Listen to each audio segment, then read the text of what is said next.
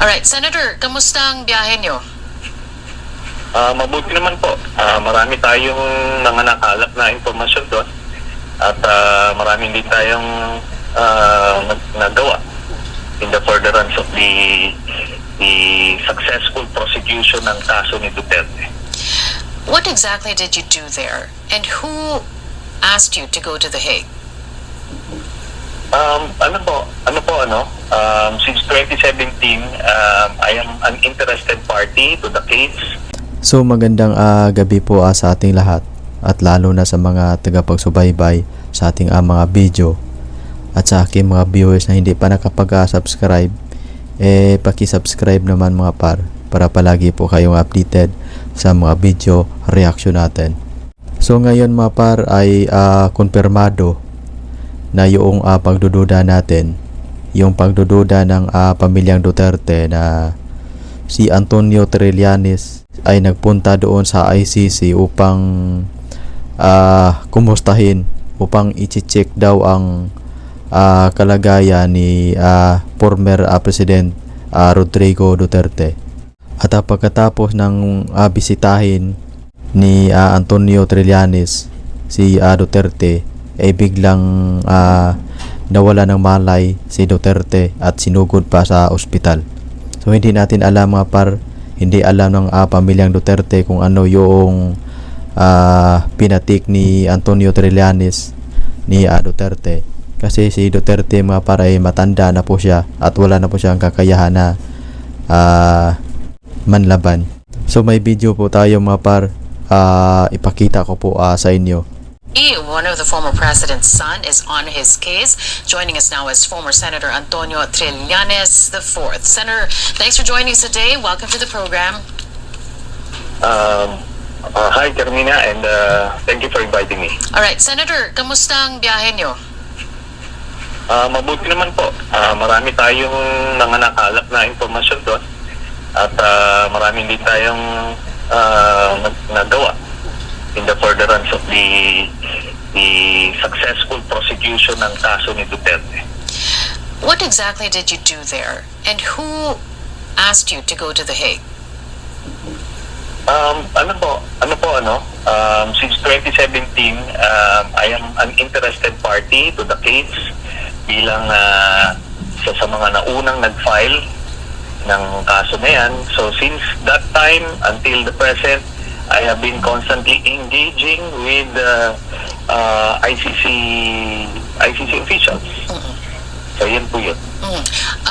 Of course, habang nandun kayo, I'm sure nababalitaan nyo din kung ano-ano yung mga impormasyon na kumakalat po dito sa Pilipinas. The one of which is that, you know, the vice president is claiming that the president is not in good health. But when you look at other interviews of other family members, the former president seems to be doing fine. Ano pong mga nakalap niyong balita or impormasyon tungkol sa kalagayan ng dating Pangulo?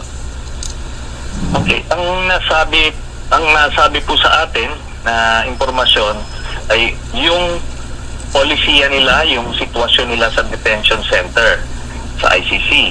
So meron silang medical team dun sa loob, tapos merong ambulansya naka-standby sa labas, yung hospital 5 minutes away. Kahit na anong medical emergency, sinisiguradong makakapag-responde sila. At ang sitwasyon nila doon ay hindi ito selda-selda, no? Parang country club lang ito. So may komportable silang kwarto, may banyo sa loob, may common facility sila, may kitchen sila, may recreational areas. So lahat ng pwede nilang gawin para maglibang, meron doon. Tapos meron access si Duterte sa kanyang pamilya 24/7 sa telepono. Tapos wala ding limit ang bisita sa kanilang kay Duterte. Kaya re-reviewin nyo yung mga interview nila tuwing bumibisita sila kay Duterte, malalaman nyo na okay yung kalagayan, maganda yung usapan. Then suddenly, ngayon may historical na 3 beses na nahinimatay o kung ano man. Kaya duda ako sa truthfulness ng sinasabi nila na yan, at palagay ko ito ay dahilan lang nila para ma-delay yung confirmation of charges hearing.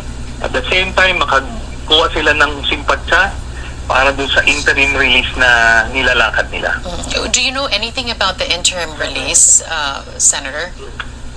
Okay, sa interim release, ang sinasabi sa atin ay it will be opposed vehemently by the prosecutors and by the families of the victims. Tapos, sa ngayon, wala pa rin daw pumapayag na bansa na tatanggap sa kanya. Kaya, itong statements, again, ng mga Duterte and their lawyers, pagdududahan natin. Diba? Na parang pinapaasa nila eh. And just yesterday, nag-post itong si Kitty Duterte na nag-granta raw yung interim release.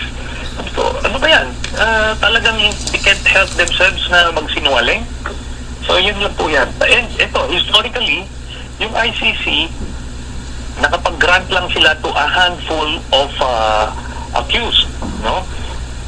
Ito yung may terminal illness, kung may medical emergency, may medical procedure na hindi kaya nung in-house first aid medical team. Tapos yung minor offenses lang. Meaning yung obstruction of justice type of cases, hindi yung mga capital cases, capital crimes, as crimes against humanity ni Duterte. So, hindi nangyayari yan before, at I don't think nangyayari yan dito. Senator, you're no stranger to tactics that are used to gain the public sympathy, hindi po ba? Kung alam ng mga Duterte na hindi totoo yung sinasabi nila, bakit ho kaya nila sinasabi pa rin ito sa kanilang mga followers? Ano sa tingin nyo ang pakay nila?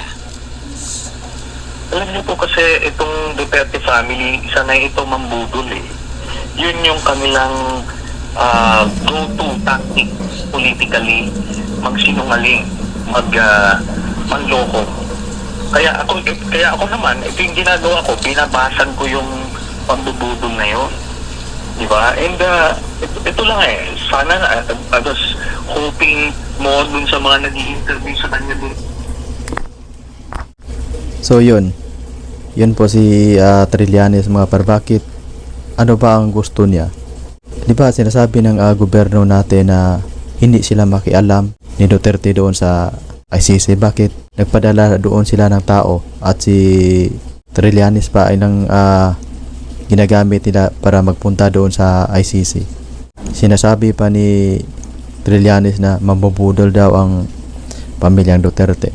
So sino ang mambubudol? Ang Duterte, ang pamilyang Duterte o ang kanyang boss na si Bongbong Marcos na mambubudol.